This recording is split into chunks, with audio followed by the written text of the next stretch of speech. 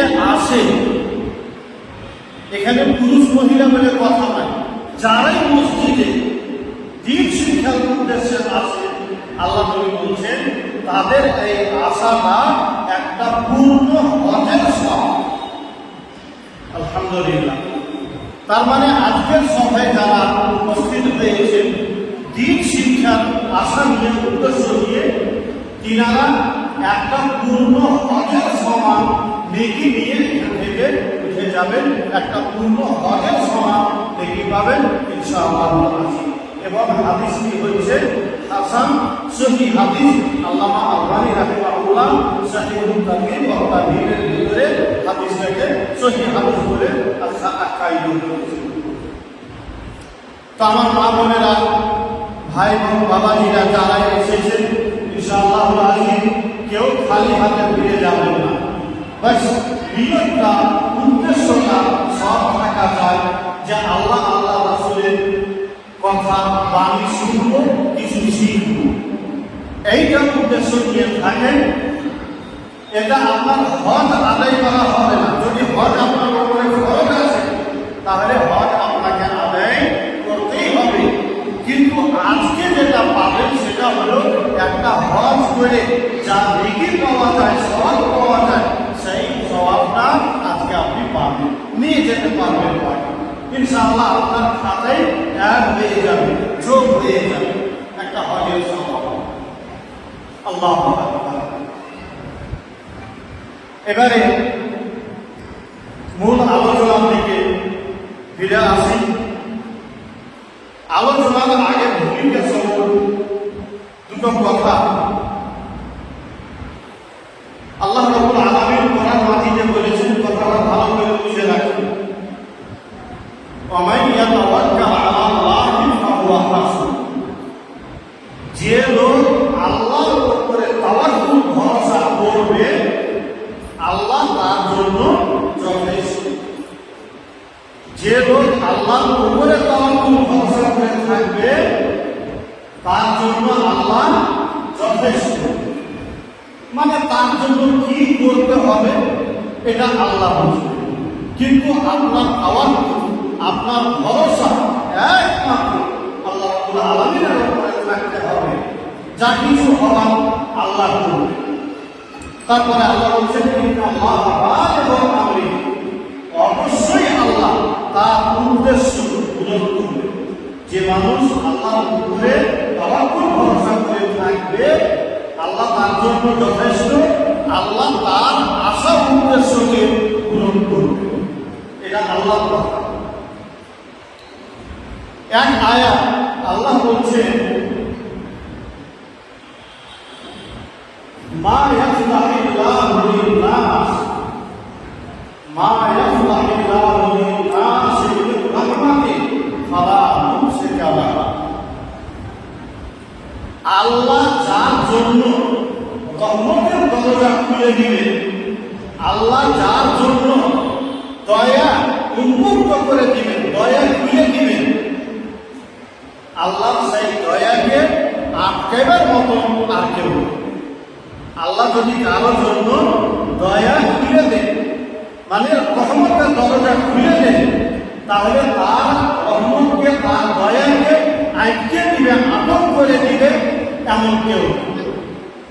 ওমা ইউমসিক ফালা মুরসিলা লাহু মিন বা'দি। আর আল্লাহ যার জন্য রহমত আটকে দিবে এমন কোনো কেউ নাই যে তার রহমত খুলে দিতে পারে। কেন বলছি কথাগুলো শুনে যান, শুধু ভূমিকা সহ।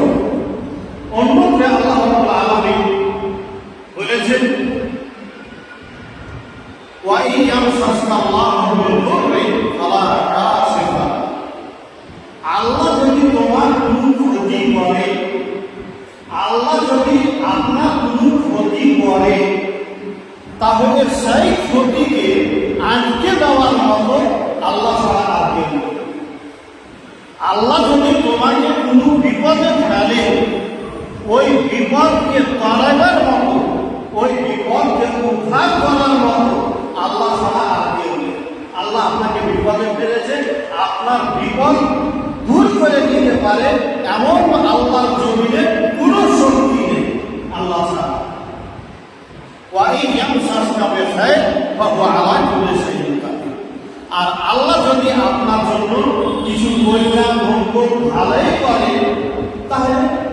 আল্লাহ শক্তি, সব জিনিসের উপরে ক্ষমতাশীল, যা কিছু সবই করতে পারে। হযরত আব্দুল্লাহ বিন আব্বাস হাদিস, হযরত আব্দুল্লাহ বিন আব্বাস রাদিয়াল্লাহু তাআলা আনহু তিনি বলছেন, একদিন আমি আল্লাহ নবীর সাথে যানবাহনে পিছনে বসেছিলাম।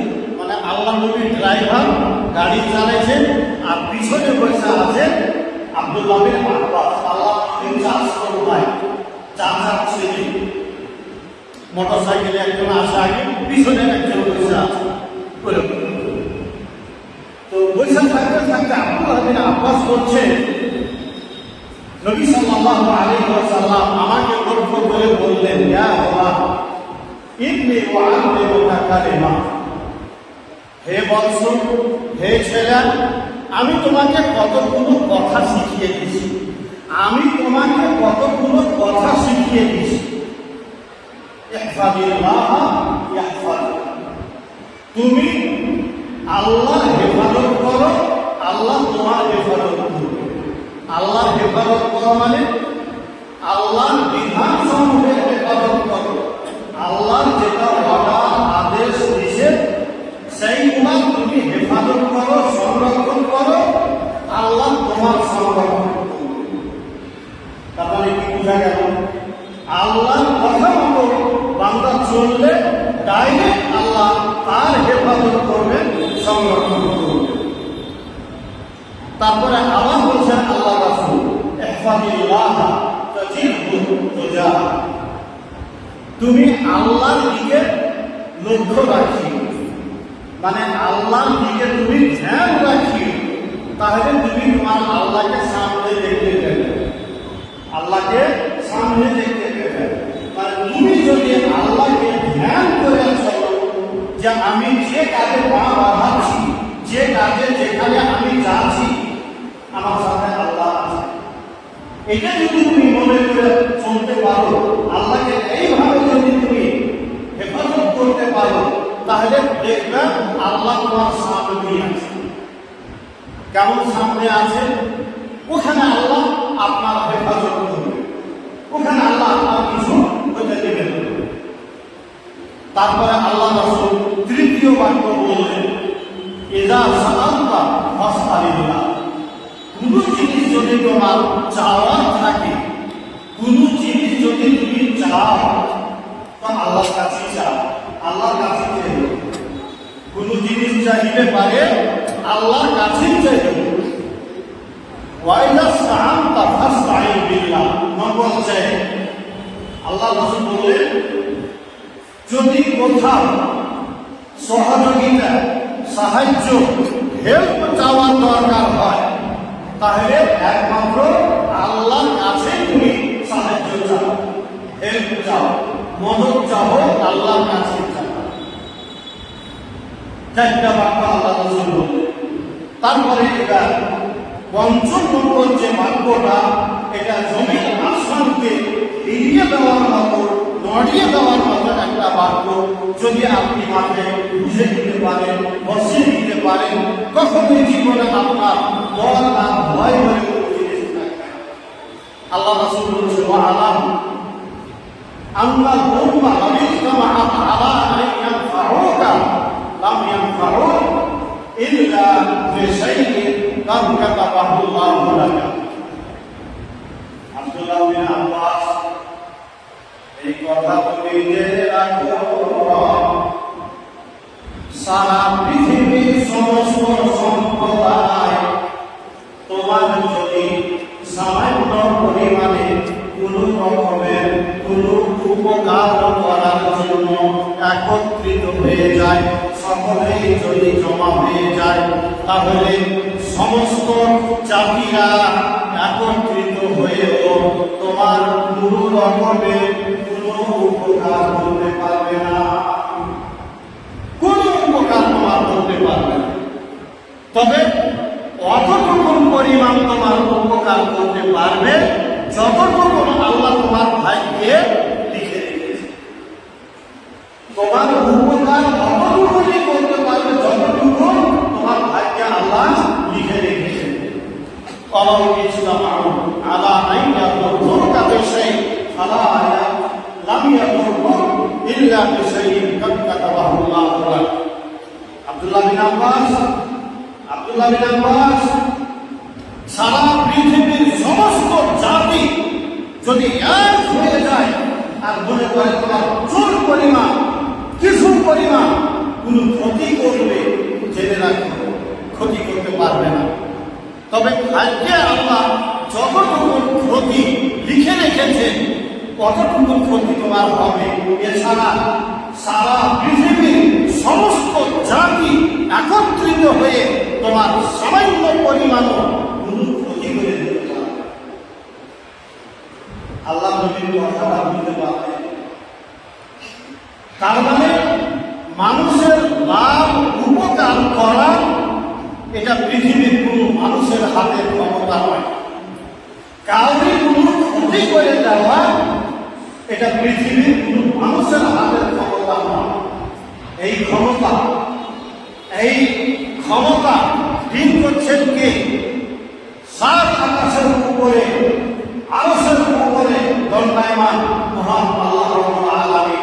ওখান থেকে তিনি ফয়সালা করছেন কার ক্ষতি হবে, কার লাভ হবে, কিসে কার উপকার হবে, কিসে কার ক্ষতি হবে, যাবতীয় সব কিছু পরিচালনা করছে রব্বুল আলামিন আল্লাহ। তার মানে লাভ না ক্ষতি ভালো মন্দ মানুষের দ্বারাই, কোন জিনিসের দ্বারাই। হাদিসে যেটা বলা হয়েছে সেই কোন জিনিস মানুষ এখানে বলা হয়নি, কোন জিনিস তোমার ক্ষতি করতে পারবে না, লাভ করতে পারবে না, উপকার করতে পারবে না। এই ভূমিকা স্বরূপ দু চারটা কোরআনের আয়াত হাদিস আর অনুবাদ সব বলে রাখলাম। এবারে আছে ভুল আলোচনা। আল্লাহ রাব্বুল আলামিন কোরআন মাজিদে বলছেন আল্লাযীনা আমানু ওয়া লাম ইয়ালবিসু ঈমানাহুম বিযুলম উলাইকা লাহুমুল আমন। যারা মুমিন, যারা আল্লাহর উপরে ঈমান নিয়ে এসেছে, যারা আল্লাহর উপরে ঈমান নিয়ে এসেছে এবং নিজের ঈমানটাকে তারা শিরকের সাথে মিশিয়ে দেয়নি, গোলমেল করে দেয়নি। ঈমানও এনেছে, ঈমানটাকে শিরকের সাথে জড়িয়ে দেয়নি, মিলিয়ে দেয়নি। আল্লাহ নিরাপত্তা দিচ্ছেন উলাইকা লাহুমুল আমন। তারা শান্তিতে থাকবে, তারা শান্তিতে থাকবে, তাদের জন্য রয়েছে নিরাপত্তা। তারা থাকবে নিরাপদ, তারা থাকবে শান্তি। ঈমানকে শিরকের সাথে মিলিয়ে দেওয়ার কথা বললেন। হয়তো আমাদের এত অঞ্চলে আল্লাহ পাকের লাখো লাখো শুকর, অসংখ্য শুকর, কৃতজ্ঞতা আদায় করে যে এত অঞ্চলে আমাদের শিরিক নাই। বলতে গেলে শিরিক নাই, আমরা শিরক থেকে মুক্ত জীবন করছি বা কাটছি। একটু চলে যান দক্ষিণ সাইডে, দক্ষিণের দিকে, তারপরে এদিকে আজিমগঞ্জ সাইডে চলে যান, কত রকমের দেশি। আর রাস্তায় চলতে কিন্তু দেখেছেন রাস্তার ধারে কবর বানা আছে, তার উপরে চাদর চড়া আছে। ওখানে মানুষরা যে মাথা পাচ্ছে, চিন্তা করছে, ওদের কাছে কাঁদছে, চাইছে আঁচল পেতে। ছেলে চাইছে, ছেলে হয় না, বেটা হয়নি, বেটা চাইছে, বেটি হয়নি, বেটি চাইছে। এই কবর, দরগাতে যাওয়া, কবরে যাওয়া, আসমানে যাওয়া, মাজারে যাওয়া। এখন তো নিজের দেশ হয় সেটা হায়াত গেল, আজমিরও যায়। যারা ওইগুলো করে আমাদের এত অঞ্চলের মানুষরা ওই সময় থেকে বেঁচে আছে। আপনারা আমাদের আপনাদের জন্য আল্লাহ এটা একটা খাস মেহেরবানি, বিরাট বড় নিয়ামত যে আমরা খাঁটি আহলে হাদিস। খাঁটি আহলে হাদিস। আর আহলে হাদিস মানে হলো একবারে সাহাবায়ে কিরামদের স্বরূপ, সাহাবায়ে কিরামদের জেরক্স কপি। আমাদের আপনাদের আমল যেটা, এটা আল্লাহর নবীর সাহাবাগণ যেভাবে চলেছিলেন ঠিক ওইভাবেই আমাদের চলাটা, আমাদের আমলটা। মানে আমরা হলাম একবারে নির্ভেজাল মুসলমান। মুসলমানদের ভেতরে কত রকমের মুসলমান আছে, কত ভেজালে মুসলমান আছে, কত বিনা ফলকের মুসলমান আছে, আপনি কল্পনা করতে পারবেন না। শুধু ভারতটাকে ঘুরে আসেন, বাংলাদেশের মাটিতে যেয়ে দেখেন শিল্প বেদাতে ভরপুর মুসলিম সমাজ। কিন্তু এই ধুলিয়ান পাকুর এই অঞ্চলটা আলহামদুলিল্লাহ একবারে প্যারের ছাঁকা, নির্ভেজাল নাকি আহলে হাদিস মুসলমান, যারা হলো সাহাবায়ে কেরামদের একটা স্মরণ। মানে কি বলে, স্ক্রিনে যেমন দেখতে পান, তো ওই রকম এই আহলে হাদিস মানে সাহাবায়ে কেরামদের একটা রূপ আকার, মানে জেরক্স কপি। তো আল্লাহ পাকের মেহেরবানি, বলছিলাম শিরক যেটা, তো ওরা কি, ওরা দাবি করে যে আমরা মুমিন, কিন্তু ওদের ঈমানটা মিশ্রিত, ওদের ঈমানটা মিশ্রিত।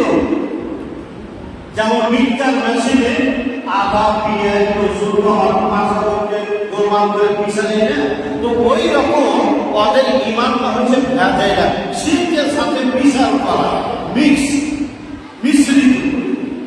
আল্লাহ বলছেন যারা ঈমান নিয়ে আসে, ঈমান আনার পর নিজেদের ঈমানটাকে শিরকের সাথে মিক্স করে না, তাদের জন্য রয়েছে নিরাপত্তা। তারা থাকবে নিরাপদে, তারা পাবে শান্তি, তারা শান্তির জীবন কাটবে। এটা হলো যারা শিরক মুক্ত জীবন গড়ে তাদের জন্য। এবং এরাই হল সঠিক পথের পথি, এরাই হল সঠিক পথের পথি। এই যে শিরক কথাটা আল্লাহ এখানে শর্ত লাগাইলেন, ঈমান আনার পরে ঈমানটাকে যেন শিরকের সাথে জড়িয়ে না দেয়, গোলমেল করে না দেয়, তাহলে তাদের জন্য শান্তি নিরাপত্তা। এই শিরক জিনিসটা কি, শিরক জিনিসটা কি, এটাই হচ্ছে আজকের একটা আলোচনার মোটামুটি সারসংক্ষেপ। এবং আল্লাহর জমিনে আল্লাহ রাব্বুল আলামিন অসংখ্য নবী রাসূলগণ পাঠিয়েছিলেন। ইউনূস নবী, নূহ নবী, ইব্রাহিম নবী, মুসা নবী, ঈসা নবী, আমাদের সর্বশেষ নবী মুহাম্মদ সাল্লাল্লাহু আলাইহি ওয়াসাল্লাম। ইনাকে দিয়ে ইসলাম মেনে দেওয়া হয়েছে, আর ইনার পরে কোন নবী আসেননি, আসবেন। আমাদের শেষ নবী পর্যন্ত যত নবী এসেছিলেন, সমস্ত নবীদের একটাই দায়িত্ব নিয়ে পাঠানো হয়েছিল, সমস্ত নবীদের একটাই দায়িত্ব নিয়ে পাঠানো হয়েছিল। সেটা কি, যে দুনিয়ার মানুষেরা যেন আল্লাহর তাওহীদ কায়েম করে, একত্ববাদ কায়েম করে। মানে ইবাদত আপনি করবেন শুধুমাত্র কার, আল্লাহ। কবরে যেয়া মাথা খুলবেন, চিন্তা করবেন, এসব কিছু না। ইবাদত করেন তো আল্লাহরই করেন। ইবাদত করো আল্লাহ, আল্লাহর সাথে কাউকে শরীক করিও না। তো আল্লাহর তাওহীদ একত্ববাদকে এই জমিনে প্রতিষ্ঠিত করার জন্য যত নবী রাসূলগণ পাঠিয়েছিলেন, হযরত নূহ আলাইহিস সালাম 950 বছর ধরে নিজের জাতিকে, সম্প্রদায়কে বুঝিয়েছিলেন, দেখো তোমরা এইসব আজে বাজে মানে এগুলো পূজা করিও না, ইবাদত করিও না, ইবাদত একমাত্র আল্লাহর। এইটাই কথা, লা ইলাহা ইল্লাল্লাহ, এক আল্লাহর ইবাদত করো, ইবাদত এক আল্লাহর করো। আল্লাহর জমিনে আল্লাহ ছাড়া আর কাউকে কোনো ইবাদত করা যাবে না। আর আল্লাহর সাথে শিরক করিও না, আল্লাহর সাথে শিরক করিও না। ওয়ালা তাদউ মা'আল্লাহি ইলাহান আখার, আল্লাহর সাথে অন্য কোনো মাবুদের ইবাদত করিও না। আল্লাহরও ইবাদত করবে, সাথে সাথে অন্য কাউরিও ইবাদত করবে, এরকম করিও না। ইবাদত একমাত্র আল্লাহর। এই যে তাওহীদ, এটাকে বলে তাওহীদ, মানে আল্লাহর এক আল্লাহর ইবাদত করা। তো এটা প্রতিষ্ঠিত করা, এর পাশাপাশি আল্লাহর সাথে কাউকে শরীক না করা। শরীক মানে বুঝছেন, যেমন ব্যবসা পার্টনারে করেন, পার্টনারে ব্যবসা, বা কিনছে, মানে দুজনে বা চারজনের পার্টনারশিপে কিনছে, ব্যবসা করছে, এইরকম যে একটা পার্টনারশিপ।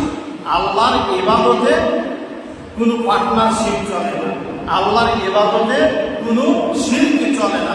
শিরক মানে জড়ানো, কাউকে শামিল করা চলে না। ওখানে আল্লাহর ইবাদতে কাউকে শরীক বা অংশীদার বানানো যায় না। কিন্তু বানায় মুসলমানরা, নাম রেখেছে মুসলমান, আব্দুর রহমান, দাবি করে মুসলমান, দাবি করে মুমিন, কিন্তু ইবাদত করে আল্লাহর, ইবাদত করে অন্যের। কবর পূজা করে, মাজার পূজা করে, কবরে সিজদা দেয়, মাজারে সিজদা দেয়। এটাই হলো আল্লাহর ইবাদতে অন্য কাউকে চড়িয়ে দেওয়া, ঢুকিয়ে দেওয়া, মিশাল করে দেওয়া, মিক্স করে দেওয়া। এইটাই আল্লাহ মানা করেছে, এটা হলো শিরক। তবে শিরক এখানে দুই রকমের শিরক আছে। একটা শিরক হলো বড় শিরক, যে শিরকের কারণে মানুষ টোটালে কাফের হয়ে যায়, মুশরিক হয়ে যায়। আল্লাহ নবীর যুগে যেমন মুশরিকেরা ছিল, ওই রকম সেও মুশরিক হয়ে যায়। যেমন আল্লাহ ওসিলা ধরা, আল্লাহ ইবাদতে ওসিলা ধরা। কোন পীর বাবা, আল্লাহ ওলি মারা গেছে, কবরে শুয়ে আছে, সে মারা গেছে, কিন্তু মুসলমানরা যে ওই পীর বাবা, ওলি বাবা মানে আশ্রয় নেই, তাকে মানে মাঝখানে ভায়া করে, তার ওসিলা ধরে, ওর মাধ্যমে আল্লাহর কাছে চাইছে আল্লাহর কাছে, কিন্তু মাঝখানে ওকে মাধ্যম বানিয়েছে। আল্লাহ তুমি এই পীর বাবা বা অলি বাবার ওসিলাতে আমার গুনাহ মাফ করো, আমাকে তুমি একটা ছেলে দান করো। এই যে মাঝখানে ভায়া করে নিল, মাঝখানে যে একজনকে ঢুকিয়ে দিল, সে অলি বাবা হোক, পীর বাবা হোক, কোনো বুজুর্গ হোক, খাজা বাবা হোক, আর কোনো ব্যক্তিত্ব হোক, এই যে ইবাদতের ভিতরে আল্লাহর সাথে ডাইরেক্ট কানেকশন না করে মাঝখানে ইবাদতে একজনকে ঢুকিয়ে দেওয়া হলো, এটা হলো শিরক। এমন বড় শিরক যে এর কারণে সঙ্গে সঙ্গে কাফের হয়ে যায়, ও আর মুসলমানই না, সে কাফের হয়ে যায়, মুশরিক হয়ে যায়। এইভাবে অনেকগুলো বড় বড় শিরকের মানে ভাগ আছে, কিন্তু যেহেতু আমাদের সমাজে ওই শিরকটা নেই, তো ওই দিকে আমি আর কথা না বাড়িয়ে আমি এবার দ্বিতীয় নম্বর শিরকের দিকে আসছি। দ্বিতীয় নম্বরের শিরক যেটা, সেটা হলো ছোট ধরনের শিরক, ছোট মাপের শিরক। মানে বিরাট বড় নয়, ছোট মাপের। বলে কেমন ছোট মাপের হলো? এইরকম এত বড় জি না, ছোট শিরক যেটা, আপনাকে আমি একটা উদাহরণ দিই। যেমন রিয়াকার, বা ধরে নেন আল্লাহ বাদ দিয়ে অন্য কাউকে কসম খাওয়া, এটা হইল শিরক। মায়ের কিরা দিয়ে আমি চুরি করি, কান্নার কিরা, বাপের কিরা, চোখের কিরা, ছেলের কিরাকে তোমাকে আমি চুরি করি, এটা কি হইল? আল্লাহকে বাদ দিয়া অন্য কাউরি নামে কসম খাওয়া হইল। কান্নার কিরা বলে আমাদের দিকে ছোটবেলায় করি, এখন বুঝছি দান্নার কিরা করি। দান্নার কিরা মানে দানার কিরা, অনেকে মা লক্ষ্মীর কিরা, লক্ষ্মীর কিরা বলে, লক্ষ্মী মানে ওই দানাকে বুঝি। তো আল্লাহ বাদ দিয়ে অন্য কাউরি নামে কসম খাওয়া, অন্য কাউরি নামে কসম কাটা, এটা হইল শিরক, এটা হইল শিরক। কিন্তু কোন ধরনের শিরক? এটা হচ্ছে ছোট মাপের শিরক, এটা হচ্ছে ছোট মাপের শিরক। যেটা বড় মাপের শিরক, ওটা হলে পরে মানুষ ডাইরেক্ট কাফের হয়ে যায়। কিন্তু যেটা ছোট মাপের শিরক, এর কারণে সে কাফের হয় না, কিন্তু তার গুনাহ হয়। কাফের হয় না, কিন্তু তার কি হয়? গুনাহ হয়। এখন গুনাহগত ভাগ আছে, কত রকমের গুনাহ, নানা রকমের গুনাহ। তার ভিতরেও আছে ছোট গুনাহ, মাঝারি গুনাহ, বড় গুনাহ। তো দুটোই ধরেন, একটা হলো ছোট গুনাহ আর একটা হলো বড় গুনাহ। যেগুলো বড় মাপের গুনাহ, বড় মাপের অপরাধ, বড় মাপের অন্যায়, যেমন জেনা বিচার করা, সুদ খাওয়া, ঘুষ খাওয়া, জুয়া খেলা, আপনার জাদু করা, জাদুর কাজ, কাউকে মার্ডার করা, খুন করা, এই সবগুলো হচ্ছে কি বড় লেভেলের পাপ। তো আল্লাহর জমিনে যতগুলো বড় লেভেলের পাপ আছে, সমস্ত বড় লেভেলের পাপের বাপ হলো ছোট শিরক।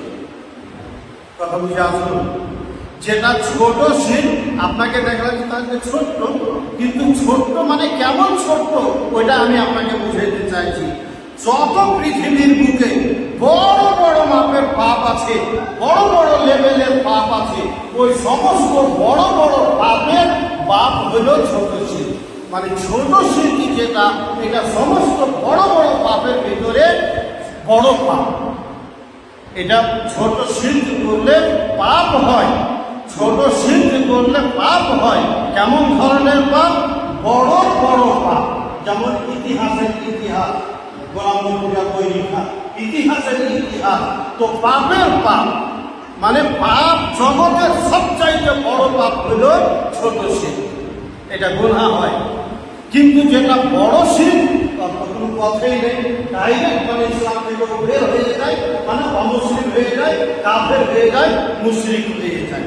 এইবারে আপনি যখন এটা বুঝে নিতে পারবেন যে ছোট শিরক বলতে কত বড় ছোট শিরক, বুঝতে পারলেন যে নাগা বিচার অন্যায়, মার্ডার, ছিনতাই সবগুলোকে জোর লাগিয়ে যত বড় পাপ হয় হতে পারে, তার চাইতে বড় হলো ছোট শিরকের পাপ। এবার ছোট শিরকের উদাহরণ যেটা দিয়ে আপনাকে বোঝাই, যেগুলো আমাদের সমাজে ব্যাপকভাবে চালু আছে, যে ছোট শিরকগুলা আমাদের মুসলমানরা ব্যাপকভাবে করে থাকে, আর বিশেষ করে মা বোনদের ভেতরে আর কিছু বেশি থাকে। সেই ছোট ধরনের যে শিরকগুলো, তার ভেতরে একটা শিরক হলো তাবিজ বাঁধা। তাবিজ বাঁধা, হাতে তাবিজ বাঁধে না, মেলাই মানুষ বাঁধে। তাবিজ বাঁধা কোমরে বাঁধুক আর হাতে বাঁধুক আর গলায় ঝুলানো, এই তাবিজ ঝুলানো, তাবিজ বাঁধা, এটা হচ্ছে শিরক। নবী মুহাম্মদ রাসূলুল্লাহ সাল্লাল্লাহু আলাইহি ওয়াসাল্লাম মানা করেছেন তোমরা তাবিজ কেউ ঝুলাবে না। তাবিজ ঝুলাইলে পারে এটা তোমার শিরক করা হবে, তাবিজ ঝুলাইলে পারে এটা তোমার শিরক করা হবে। আজকের কথাগুলো যদি আমার বুঝতে পারছেন, তাহলে আগামীকাল থেকে অনুরোধ করব, কাউরি বেটা, পোতা, নাতি, বেটি, বোনের গলায় কবরে যদি তাবিজ থাকে, আজকে বাড়ি গিয়ে সেই তাবিজ রেখে ফেলে দিন, আর তাবিজ ঝুলাবেন না। এই শিক্ষাটা যদি নিয়ে নিতে পারেন, তা আমার যেসব দিনী ভাইরা এত পরিশ্রম করে আপনাদের জন্য এই ইজতেমাটা করছে, আল্লাহ রাসূলের কোরআন হাদিসের কথা আপনাদেরকে শোনানোর জন্য, আপনাদের কাছে পৌঁছানোর জন্য, আমি মনে করব তাদের চেষ্টা পরিশ্রমটা সার্থক হবে। যে কিছু না কিছু তো একটা মেসেজ আপনার কাছে দিতে পেরেছে তারা, আমার মাধ্যমে হোক, আমার কোনো ভাইয়ের মাধ্যমে। তো তাবিজ ঝুলানো এটা হচ্ছে কি শিরক, তাবিজ ঝুলানো এটা হচ্ছে শিরক, কিন্তু বড় শিরক নয়, ছোট শিরক। মানে তাবিজ যদি আপনি বাঁধলেনই আপনার পোতা বা নাতির গলায় কি কোমরে, তো এর জন্য আপনাকে এটা বলা যাবে না যে আপনি কাফের হয়ে গেলেন, মুশরিক হয়ে গেলেন, এটা বলা যাবে না। তবে আপনি একটা বিরাট বড় পাপ করলেন, এটা আপনাকে মেনে নিতে হবে। 2 নম্বর, আল্লাহকে বাদ দিয়ে কসম খাওয়া, যেটা মাঝখানে আমি কসমকে জেনেছিলাম কথা। আল্লাহ নবী বলছেন লা তাহলিফু বিআবাইকুম, তোমরা বাপের কসম খেও না। মান হালাফা বিগাইরিল্লাহি ফাকাদ কাফার, আল্লাহর কসম বাদ দিয়ে অন্য যেই কোনো রকম কসম কেউ খায় সে কাফের, সে হলো কাফের। কিন্তু এখানে বড় কুফুর উদ্দেশ্য নয়, একবারে বড় কাফের ওইটার উদ্দেশ্য নয়, ছোট কাফের মানে ছোট শিরক, যেটা ফাকাদ কাফেরা, ছোট শিরক। তার মানে এক কথাই হলো আল্লাহকে বাদ দিয়ে অন্য কাউরি কসম খাওয়া, এটা হচ্ছে কি শিরক। এটা হচ্ছে শিল্প, ছোট পর্যায়ের শিল্প, ছোট পর্যায়ের শিল্প। আমাদের সমাজে মা বোনদের ভিতরে, পুরুষদের ভিতরে ব্যাপকভাবে এই আল্লাহ বাদ দিয়ে কসম খাওয়া, নাজি বুকুর ছেলের মাথায় হাত দিয়ে একবারে কিরা করেছি, আমার ছেলে মানেনি, তোমার ছেলে, এটা মা বোনদের কসম, এটা মা বোনদের কসম। এইভাবে মেলা রকমের কসম খায় মা বোনেরা, পুরুষরা, চোখের কিরা, বাপের কিরা, মায়ের কিরা, ছেলের কিরা, যা বললাম, এটা হচ্ছে শিল্প। এটা হচ্ছে কি শিল্প, কিন্তু ছোট মাপের শিল্প। কসম থেকে বলা যাবে না আপনি একবারে কাফের হয়ে গেলে মুশরিক হয়ে গেলেন, কিন্তু বিরাট বড় আপনি একটা পাপ করবেন। অনুরূপভাবে রিয়াকার, লোক দেখানোর কোনো কাজ করা, লোককে দেখানোর জন্য কোনো কাজ করা, কাজ মানে ইবাদত, নামাজ পড়া, কোরআন পড়া, যেই কোনো কাজ লোককে দেখাবে, এটা হলো শিরক। এবার রিয়াকারী, এর ভিতরেও আবার ভাগ আছে, পার্ট আছে। আমি শর্টকাটে এই কথা বলি। রিয়াকারী নামাজ পড়ছে, তো নামাজ পড়তে পড়তে বুঝতে পারবো যে মানুষের কেউ এই তাকে দেখাবে লেগে নামাজটাকে লম্বা করে পড়ছে, রুকু সিজদা খুব লম্বা করে, একবারে লম্বা করে নামাজ পড়ছে, মানে দেখাবে লেগে বুঝাবে লেগে। কোরআন পড়ছে বসে, যেগুলো মসজিদে কেউ আসুন তবে সিনেমের লেগে খানিকটা স্টাইল করে পড়তে পারবেন, দেখাবে লেগে বসে বসে হয়তো দোয়া করছে, জিকির আজকাল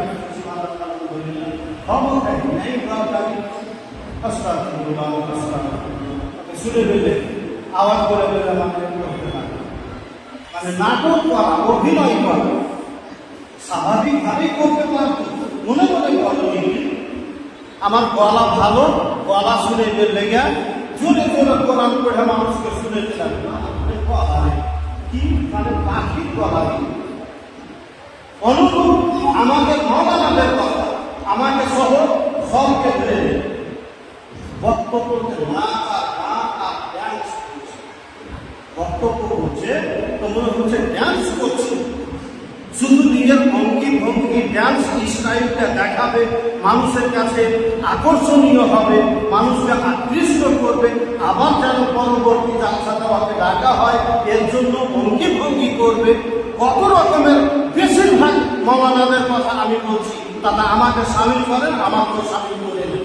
আল্লাহ শুধু আর শুধু রিয়াকারী, শুধু আর শুধু রিয়াকারী দেখাবার জন্য, এই হলো রিয়াকারী শিরক। এক খালা আমার রোজা রেখেছে, তো কোনো ফুফু আর বাড়ি বেড়ে গেল, তুমি রোজা রাখো নি বুবু, কখন যে 30টা লেগেছে ভোট ধরে সইতে পারি না, আমি রোজা আছে জানি না। তাহাজ্জুদ পড়তে আসে, তো এখন লোককে জানেবে কেমন করে বিশ্বাস আল্লাহ সবাই কুকুরটা ভেঙে রাখেন না কিনে, যখনই আমি তাহাজ্জুদ পড়ে লেগে যে রাস্তা দিয়ে খালি ভাগ ভাগ করে চিন না, ওর উদ্দেশ্য এটা নয় যে কুকুর আমাকে কেমড়ে দিল, ওর উদ্দেশ্য যে আমি তাহাজ্জুদ পড়তে যাই, এইটাও আমাকে বুঝাইবার উদ্দেশ্য শুনেবার। এই ধরনের বিভিন্ন রকমের রিয়াকারী, বিভিন্ন রকম স্টাইলে, বিভিন্ন রকম প্রজেক্টের মাধ্যমে মানুষ আকবরের সামনে জানায়, মানুষকে শোনায়, মানুষকে বুঝায়। নবী মুহাম্মদ রাসূলুল্লাহ সাল্লাল্লাহু আলাইহি ওয়াসাল্লাম বলেছেন, আল্লাহ রাব্বুল আলামিন তিনি নিজে বলেছেন, আনা আগনা শুরাকা, আমি যারা শরীক, যারা আল্লাহর সাথে শিরক করে তাদের শিরক থেকে আমি মুক্ত। আল্লাহ বলছেন আমি তাদের শিরক থেকে মুক্ত, আমি তাদের শিরকের কাজ চাই না। এটা আমেলা আমালান আশরাকা মাই ফিহি গায়রি ফাকাদ তারাকতুহু ওয়া শিরকাহু। বান্দা যখন কোনো আমল করে, আর ওই আমলটার ভিতরে যখন রিয়াকারী ঢুকিয়ে দেয়, আমার সাথে অন্য কাউকে উদ্দেশ্য করে নেয়, তখন আমি ওকেও বাদ দিয়ে দিই, আর শিরকের আমলটাও বাদ দিই। আমি ওটা কবুলই করি না, আল্লাহ রিয়াকারী লোক দেখানো এবাদতই কবুল করেন না, সেটাকে ছেড়ে দেন, পরিত্যক্ত করে দেন। আল্লাহ বলছেন আমি একেবারে শিরককারীদের শিরক থেকে, শিরকি আমল থেকে আমি মুক্ত, আমি ওদের আমল করতে চাই। সামান্য পরিমাণে এটা সবচাইতে বড় ডেঞ্জার পাপ আমাদের ভিতরে, এটা সবচাইতে বড় ডেঞ্জার শিরক আমাদের ভিতরে। শতকরা 90% মানুষের নিয়তের ভেতরে খোট থাকে, কেমন করে আমি আমার জিনিসটা মানুষকে তুলে ধরবো। এই রিয়াকারী আর লোক দেখানো উদ্দেশ্য, লোক দেখানো কাজটা মানে নানান রকম ভাবে এখানে ফুটে উঠে। এই লোক দেখানোর স্বভাবটা আসলে মুনাফিকদের স্বভাব। লোক দেখানো স্বভাব বা লোককে দেখিয়ে কোনো কাজ করা, কোনো আমল করা, এটা হচ্ছে কাজের মুনাফিকদের স্বভাব। আল্লাহ আলোচনা করেছে ফাওয়াইলুল লিল মুসাল্লিন। এখানে একটা হলো ইবাদত, নামাজ পড়ছে, নামাজের ভিতরে কেরাতটা আপনি জোরে মানুষকে শুনে দিচ্ছেন, গলাটা শুনে দিচ্ছেন, তো এটা হলো ছোট মাপের শিল্প। কিন্তু নামাজ পড়াটাই যদি আপনার লোক দেখানোর জন্য হয়, তাহলে গোটা নামাজটাই আপনার বাতিল হয়ে যাবে। ওই দেখেন না, মুখের রুমাল দেওয়া আছে, আজকে সেজদা উঠেছে, মাথায় সেজদা বেঁধা আছে, বিরাট লোক আছে যারা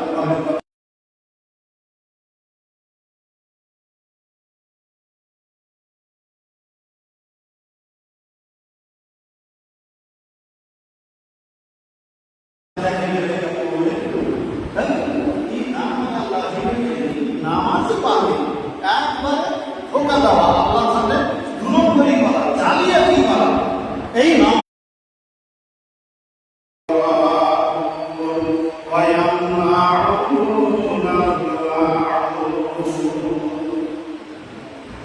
আল্লাহ বলছেন যারা নামাজি, যারা নামাজ পড়ে এদের জন্য কঠিন শাস্তি, এদের জন্য কঠিন শাস্তি। কাদের জন্য? নামাজিদের জন্য। কোন নামাজি? এখানে মুনাফিকদেরকে বোঝানো হয়েছে। যে মুনাফিকেরা নামাজ পড়ে, ওই মুনাফিক নামাজিদের জন্য কঠিন শাস্তি। মুনাফিক নামাজি যারা, এদের স্বভাব কি, এদের চরিত্র কি, এদের বৈশিষ্ট্য কি? এদের বৈশিষ্ট্য আল্লাহ বলেছেন আল্লাযীনা আন সালাতিহিম সাহুন, যারা নামাজ পড়তে অবহেলা করে বা নামাজ পড়তে ঠিক করে না, কিন্তু বিশ্বাস যারা সবাই চলে গেল, আমি না যেতে পারি নামাজ পড়তে দেখা দেখি, নামাজ পড়তে দেখা দেখিয়ে, এটা হচ্ছে অবহেলা করা। নামাজ পড়ছি পড়বো বলে জোহরের টাইম শেষ হয়ে গেল, আসলে সময় টাইমকে বেটাইম করে অবহেলা করছে। অবহেলা করে যারা নামাজ পড়ে, সময়কে নামাজকে যারা নষ্ট করে, নামাজকে যারা বিনষ্ট করে, আল্লাহ বলছেন ওই ধরনের নামাজীদের জন্য কঠিন শাস্তি। আল্লাযীনা হুম ইউরাউনান নাস ওয়া ইয়ামনাউনাল মাউন, যারা নামাজ পড়ে মানুষকে দেখানোর জন্য, যারা নামাজ পড়ে মানুষকে দেখানোর জন্য, আল্লাহ বলছেন ওই সব নামাজীদের জন্য কঠিন শাস্তি। সম্মানিত দিনী ভাই এবং মা ও বোনেরা, এই ধরনের যে আমলগুলো আমাদের ভেতরে, এইগুলো হচ্ছে ছোট ধরনের শিল্প। যে শিল্পগুলোর কারণে হয়তো অনেক ক্ষেত্রে মানুষের মূল আমলটাই নষ্ট হয়ে যায়, আবার অনেক সময় তার ওই আমলটার জন্য সে বিরাট গুনাহগার এবং পাপী হয়ে যায়। তো এইভাবে আমাদের সমাজে অনেক ছোট ছোট শিল্পগুলো চালু আছে। তার ভিতরে এক ধরনের একটা শিল্পের উদাহরণ দিই, যেটা ব্যাপকভাবে মানবের ভিতরে পাওয়া যায়, পুরুষ মহিলা সকলের ভিতরে পাওয়া যায়। ছোট বাচ্চা ছেলেরাকে যখন বাড়ি থেকে নিয়ে যায় বা বের করে তখন কি করে, কপালে বড় করে একটা টিপ দিয়ে দিই। কেন? যাতে করে কারো চোখ না লাগে, যাতে কারো চোখ না লাগে, এই কথা লেগে যায়, এর জন্য করে না বিভিন্ন ধরনের করে। তো এই সবগুলো হচ্ছে কি কুসংস্কার, মানে এইগুলো জাহিলিয়াতের যুগের মানুষেরা করত, এইগুলো জাহিলিয়াতের যুগের মানুষেরা করত। ওই কাজগুলো এখন আমরা মুসলমানরা করছি। আল্লাহ নবী আখ্যা দিয়েছেন এই কাজগুলো যারা করবে তারা শিরক করবে, তাদের এগুলো শিরক করা হবে। এক ধরনের অসুখ দেখেছি গা ঘরে, বাচ্চা ছেলের অসুখ হলে বাড়ির যে চালা নামা থাকে টাইল দিয়ে একখান টাইল তুলে দিল, টাইল একখান তুলে দিয়ে ওই ছেলেটাকে ওই বাঁশের ফাঁক দিয়ে টাইলটা তুলে এ পরবার নামা উঠা করতো না, করতো না? দেখেছেন আপনাদের সমাজ চালু আছে, মানে ছেলেটাকে টাইল উঠিয়া টালি উঠিয়া ওখান দিয়া উঠা নামা করবে, হবে পা ধুলে কি মনে করতো তারা, কি মনে করে যে এই কাজটা করলে পারে এর এই অসুখটা ভালো হয়ে যাবে। তার মানে সে বিশ্বাস করছে যে আল্লাহর ক্ষমতা, শক্তি, ইচ্ছা বাদেও মানুষের এমন কিছু কর্ম আছে যে কর্মগুলো করতে পারে উপকার হতে পারে। কপালে টিপ দিলে ক্ষতি হবে না, কারো চোখ লাগবে না, অগ্রজন থেকে বাঁচবে। তো এইসব ধারণাগুলো নিয়েই তো মানুষ করে কপালে টিপ দেওয়া ইত্যাদি। আর একটা জিনিস, যখন কোনো বোনের বিয়ে হয় আর হলুদ মাথা শুরু হয়, মানে গায়ে হলুদ অবস্থায় বাড়ি থেকে যখন বের হয় তখন হাতে একটা কাজল নিয়ে বের হয়। আপনাদের সমাজে আছে, অনেক জায়গাতে আছে, শুনেছি হাতে কাজল, আর না হলে একটা ছেঁচকি, আর না হলে একটা লোহা, এই জাতীয় কিছু একটা, লোহা জাতীয় কিছু একটা হাতে নিয়ে তারা বের হয় বা বের হইত। এটাতে তারা মনে করে যে কাউরি কোনো চোখ লাগবে না, কাউরি কেউ কোনো ক্ষতি করতে পারবে না। তো কেউ কোনো ক্ষতি করতে পারবে না তার মানে ওর ব্রেনে এই জিনিসটা খেলছে বা আছে যে আল্লাহ বাদেও এমন কিছু কার্যক্রম আছে যেগুলো করলে মানুষ ক্ষতি থেকে বাঁচতে পারে অথবা তার কোনো লাভ বা উপকার হতে পারে। অথচ কোন রকমের কোনো লাভ, ক্ষতি বা উপকার, অপকার, নিষ্ঠ অনিষ্ট কোন রকমের কোনো কিছু আল্লাহর ইচ্ছা ছাড়া হতেই পারে। আল্লাহর ইচ্ছা ছাড়া কোন রকমের কোনো ক্ষতি হতে পারে না। না জিন আপনার ক্ষতি করতে পারবে, না শয়তান ক্ষতি করতে পারবে, না কোনো মানুষের মনে লাগবে, কোন রকমের কোনো ক্ষতি হবে না। এটা আপনাকে আমি ভরসা দিয়ে বলছি। কখনো গায়ে হলুদ রেখে বোনেরা হাতে কাজল নিয়ে বের হবেন না, ছেঁচকি আর লোহা নিয়ে বের হবেন না। কোন ছেলের ক্ষতি হয়ে যাবে বলে কপালে টিপ দিবেন না, ধাগা বাঁধবেন না, চোখে কাজল দিবেন না। এই জাতীয় যে কাজগুলো আমাদের ভেতরে আছে এই ধরনের কোনো কিছুও করবেন না, কারণ এগুলো মুসলমানদের আমল নয়। মুসলমানদের ইমান এত দুর্বল নয় যে তাদের ইমান একটা কাজলের উপরে নির্ভরশীল, তাদের ইমান একটা টিকলির উপরে নির্ভরশীল চিনা। এদের ইমান নির্ভরশীল এখন আল্লাহ রব্বুল আলামিনের উপরে। তিনি চাইলে কোনো ক্ষতি হতে পারে, তিনি চাইলে না চাইলে কোনো রকমের কোনো ক্ষতি হতে পারে না। নবী মুহাম্মদ রাসূলুল্লাহ সাল্লাল্লাহু আলাইহি ওয়াসাল্লাম এই কথাটাই আব্দুল্লাহ বিন আব্বাসকে বলেছিলেন। আব্দুল্লাহ বিন আব্বাস, পৃথিবীর মাটিতে এমন কোনো শক্তি নেই যে তোমার কোনো উপকার করে দিতে পারে, লাভ করে দিতে পারে, অথবা তোমার কোনো ক্ষতি করে দিতে পারে। আল্লাহ অন্তর্ভুক্ত শিল্প বেদাতের অন্তর্ভুক্ত কুসংস্কার, জাহিলিয়াতের যুগের কাজ, এ সমস্তগুলো একজন মুসলমানকে, একজন মুমিনকে যে আল্লাহর উপরে বিশ্বাসী, যে আল্লাহকে বিশ্বাস করে তাকে এগুলো ছাড়তে হবে, বর্জন করতে হবে। আল্লাহ বলছেন যে আল্লাহর উপরে তাওয়াক্কুল ভরসা করে থাকবে, আল্লাহর উপরে তাওয়াক্কুল ভরসা করে যে চলবে, আল্লাহ তার জন্য যথেষ্ট, আল্লাহ তার জন্য যথেষ্ট।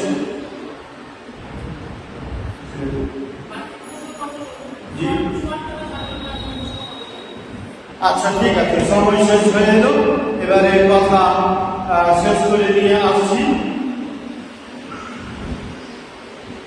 ছোট শিল্পের তালিকায় অনেক ধরনের প্রচলিত কুসংস্কার, কুপ্রথা আমাদের সমাজে আছে। তার ভিতরে একটা হলো যদি যদি যদি আল্লাহ না থাকতো আর তুমি না থাকতে, যদি আল্লাহ না থাকতো আর তুমি না থাকতে, তাহলে আমার ছেলেটা আসতো। ভালো করে জমিপুরে ওই ডাক্তারটা ছিল বলে আমার স্বামীটা বাঁচল। যদি ওই ডাক্তার না থাকতো তাহলে আমার স্বামীর চিন্তা করতে বলে কিনা এই ধরনের কথা। যদি যদি আল্লাহ না থাকতো আর আমার স্বামীটা যদি না থাকতো ওইখানে, তো গ্যারেন্টি ডাকাতি করে নিয়ে চলে চুরি করে নিয়ে, তারপরে আমার স্বামীটা ওইখানে ছিল বলে চলে চুরি করে নিয়ে যেতে পারলো না। যদি যদি মুরগাটায় বাঘ না দিত তাহলে সে খাইতে করতে পারত। তার মানে মুরগায় বাঘ দেওয়া এবং ওইটা শুনে আমি বুঝলাম, এই জিনিসটা বলা যাবে ডাইরেক্ট।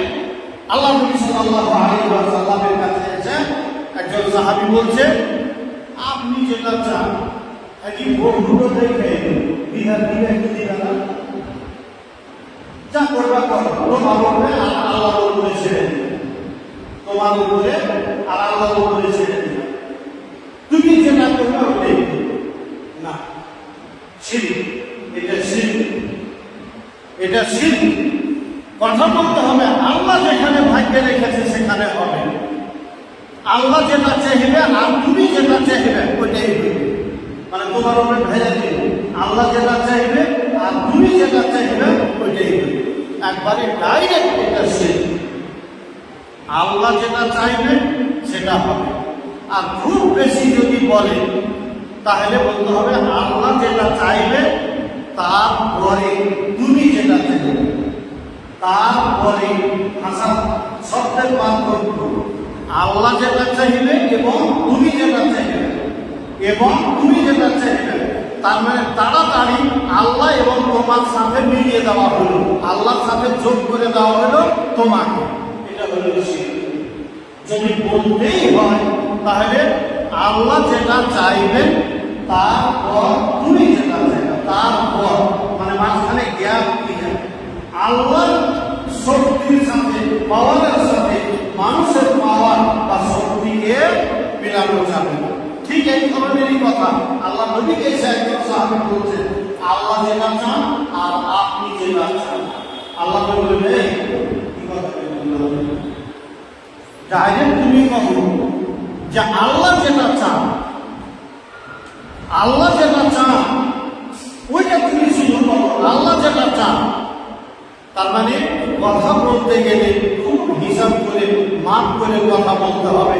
আর এই ধরনের কথা বলাগুলো আমাদের মুসলিম সমাজে ব্যাপকভাবে চাপ। না জেনে আমরা শিরকের কাজ করি, এত বড় বড় পাপের কাজ করি, যে পাপের ওজনটাও আমরা বুঝি না যে আমাদের পাপটা কত বড় পাপ করলাম, আর অজান্তেই আমরা এরকম পাপের কাজগুলো করে বসি। তো সম্মানিত দিদি ভাই এবং মা ও বোনেরা, আমাদের সমাজের ধারাধেরি প্রচলিত এই শিরক বেদাতগুলো কাজগুলো আছে, এগুলোকে আমাদের ভিতর থেকে দূর করতে হবে। কথা বললে তো মা মহিলারা একটু রাগ করবে বলে হচ্ছে, কিন্তু কেউ আমাকে দেখতে পায় না, আমিও দেখতে পাই না, রাগ করলেই পাই। যেটা ন্যায্য কথা সেটা তো বলবো। মা বোনদের ঘুষটা একটু কম, বুঝার চেষ্টাটা একটু কম করে।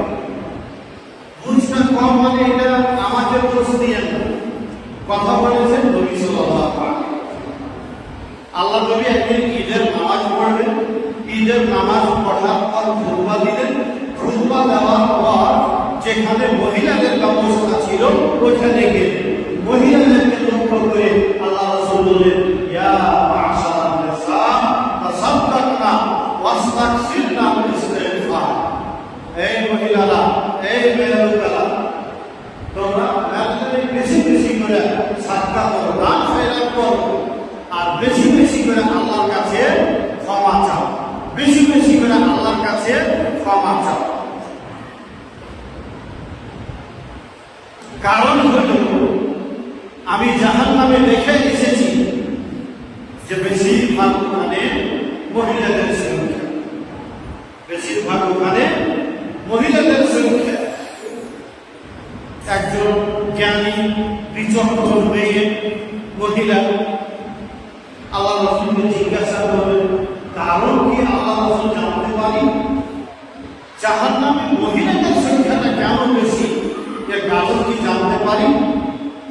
আল্লাহ রাসূল বললেন, কারণ হল যে মহিলারা নিন্দামন্দ গালি গলুজ বেশি করে। কেমন নিন্দামন্দ গালি গলুজ? মানে শুনেছেন উদাহরণ, ধান গম কিছু শুকাইতে দিয়েছে, কাপড় শুকাইতে দিয়েছে, ঝকঝক করে পানি চলে এলো, পানিতে ভিজে গেল। আল্লাহ চোখ দেখতে পাই না, আল্লাহ চোখ বন্ধ করে রেখেছে, আল্লাহ চোখ নেই, ধান শুকাইলো আর ভিজে গেল। এই যে ধরনের জ্ঞান দেওয়া, এটা ডাইরেক্ট আল্লাহকে জ্ঞান দেওয়া, আল্লাহকে জ্ঞান দেওয়া। জ্ঞান দেয় আল্লাহকে, এক এক করে ব্যাখ্যা করতে গেলে ম্যাথমেটিক করতে পারবো না, তাই কথা। তো আল্লাহ রাসূল বললেন, মেয়েদেরকে অভিশাপ করা, বান্দার করার স্বভাবটা বেশি। মেয়েদের ভিতরে নির্যাতন করা, গালি গলজ করা, লাঞ্ছনা করার স্বভাব, এটা হচ্ছে তাদের ভিতরে বেশি। 2 নম্বর কারণ তার আশিক, এরা স্বামীকে অপবাধ্যতা করে, স্বামীদের এরা শুকর আদায় করে না, কৃতজ্ঞতা করে না। বেচারা মাথা থেকে পায়ের তলা পর্যন্ত ঘাম বই না, কত কষ্ট করে পরিশ্রম করে খেয়ে 350 টাকা পাইলে লেবার মজুরি পেল, ওর জন্য একটা কাপড় কিনে নিয়ে আসলো। এই একটা কাপড় পেয়েছিল, এই তোমার পছন্দ দিয়েছিল, একটা চিনলে না, হাইলে বেচারা কত কষ্ট করে অন্তর থেকে ভালোবাসার সাথে একটা তার জন্য কাপড় কিনে নিয়ে আসলো। তার কাপড়ের টাকাটা, পরিশ্রমের টাকাটা কি তার অন্তরে বিধিয়েছে, এটা সে বুঝলো না। আরে তখন তো কমপক্ষে বলো যে খুব সুন্দর তোমার চয়েস, তোমার পছন্দটা খুব ভালো, এত সুন্দর এনেছে কাপড়টা না, দেখেই আমার পছন্দ হয়ে গেল, দেখতে দেখা মাত্রই আমার পছন্দ হয়ে গেল। বলেন তো স্বামীর মন ঠান্ডা, আনন্দে আটখানা হয়ে যাবে কিনা, খুশিতে মন ভরে যাবে, জীবনটা আবার একটা কালকে কিনে নেবে। কিন্তু এমন চেষ্টা করে আপনাকে কথা বলবে, আর তোমার চোখ কপালে, তোমার চোখ আছে না আমরা আছে, তুমি কি সাড়ে দেখে দাওনি, তোমার কেমন পছন্দি, এই যে শুরু করে দিলে ব্যাখ্যা। এক জানা যদি কিছু হয়ে যায়, করবা সারা জগৎ ভালোবাসলে, কতটি দিনে একদিন একটা কিছু হয়ে গেল, একদিন একটা কিছু দিতে পারলেন না, আপনার 20 বছরের স্বামীগিরি একদিনে শেষ করে দিলে। মা ভাই তো ভিক্ষা সাইরা, আল্লাহ নবীর হাদিসের ভাষা, ওই মেয়েটা স্বামীকে বলবে, জীবনে তোমার কাছে আমি কোনোদিন ভালো, জীবনে তোমার কাছে আমি কোনো সুখ পেল না, সঙ্গে সঙ্গে খালি হয়ে 20 বছরের ভালোবাসা সব চলে গেল। এই যে মহিলাদের ভেতরে একটা বন স্বভাব, আর এটা একবারে আমি ধরে কথা বলতে পারবো এই বিষয়ে। তো সংক্ষেপের কথা বুঝে গেল। তা আল্লাহ নবী বললেন যে তোমাকে জ্ঞান বুদ্ধিটা খুবই কম, তোমাকে দিন দাঁড়িয়েও কম। ফের আল্লাহ নবীকে আপত্তি করলেন, আল্লাহ রাসূল আমাদের জ্ঞানটা কেন কম আর দিনটা কেন কম? বলে জ্ঞান এই জন্য কম যে একজন পুরুষের একজন সাক্ষী সেখানে মহিলাদেরকে ডবল মেয়াদকের সাক্ষী সমান, মানে ডবল মেয়াদকের জ্ঞানকে জোর দিয়ে যে পরিমাণ হবে ওই পরিমাণ একটা পুরুষের জ্ঞান। আর দিনের দিকটা মাসিক হয় বা বললে আমার হয়। তো এখানে আল্লাহ রাসূল তাদেরকে অবহেলা করেননি, ছোট দেখাননি, কিন্তু তাদের ভিতরে এই যে কমিকমতা গুলো আছে এই সবগুলো দেখে নবী মুহাম্মদ রাসূলুল্লাহ সাল্লাল্লাহু আলাইহি ওয়াসাল্লাম সেই দিন ঈদগাহের ময়দানে বলেছিলেন, এই মহিলারা, এই মহিলাগণ, তোমরা সাদকা করো, আল্লাহর রাস্তায় দান সাদকা করো, আর বেশি বেশি করে তোমরা আল্লাহর কাছে ক্ষমা চাও। হইতে পারে ক্ষমা চাওয়ার মাধ্যমে, দান সাদকা করার মাধ্যমে তোমাদের ওই সব ভুল ত্রুটিগুলো আল্লাহ কিছু আপোষ করে নিতে পারে, কিছু কম্প্রোমাইজ করে নিতে পারে। তো এইভাবে আমাদের সমাজে পুরুষই বলে, মা বোন বলে, সকলের ভিতরে ত্রুটি কমিকমতা আছে, কিন্তু বিশেষ করে মা বোনদের ভেতরে অনেক ত্রুটি, অনেক ভুল ত্রুটি কমিকমতা আছে। সেই সব আমাদের মা বোনদেরকে বুঝতে হবে। আর আমি মা বোন বলে যে কথা বলছি তা আপনাদের এই তিন পাকুড়িয়ার মহিলাদেরকে শুধু বলছি তা না, আমার মা বোন আমার গ্রামেও আছে, আমার নিজের মা ও স্ত্রী, আমার গ্রামের যত মা বোন আছে সকল মহিলাদের ক্ষেত্রে একই কথা, একই বক্তব্য, একই বিধান। নারীদেরকে বেশি বেশি করে আল্লাহ, তার আল্লাহর পরে 2 নম্বরে স্বামীর কৃতজ্ঞ হতে হবে, স্বামীর কৃতজ্ঞতা আদায় করতে হবে। তো আল্লাহ রাব্বুল আলামিন যেন আমাদেরকে শরীয়তের সঠিক জ্ঞান দান করেন, পুরুষ মহিলা নির্বিশেষে আল্লাহ যেন সকল মানুষকে শরীয়তের সঠিক জ্ঞান দান করেন। আর শরীয়তের জ্ঞান আপনি তখনই পাবেন যখন আপনি এই দ্বীনি ইসলামিক সভাগুলোতে আসবেন। এক এক করে শেখদের তিনারা যখন আসবেন, তিনাদের বক্তব্যগুলো কোরআন হাদিসের আলোকে শুনবেন, তখন আপনি দ্বীনটাকে সঠিকভাবে জানতে পারবেন। আরো অতিরিক্ত আপনাদেরকে জানার চেষ্টা করতে হবে। আর বিশেষ করে আমি এই ক্ষেত্রে সকলকে বলবো, আপনাদের থেকে আমার কাছে অনেক প্রশ্নোত্তর গ্রুপ আছে, যদি কেউ চান যে দ্বীন সম্পর্কে কিছু শিক্ষা অর্জন করার জন্য, জ্ঞান অর্জন করার জন্য গ্রুপে সামিল হয়ে অংশগ্রহণ করে, তাহলে জিজ্ঞাসা করতে পারবেন। প্রশ্নোত্তর দরজা সবার জন্য উন্মুক্ত আছে, থাকবে। জি, উপরে যেসব মা বোনেরা আছেন আপনারা আগে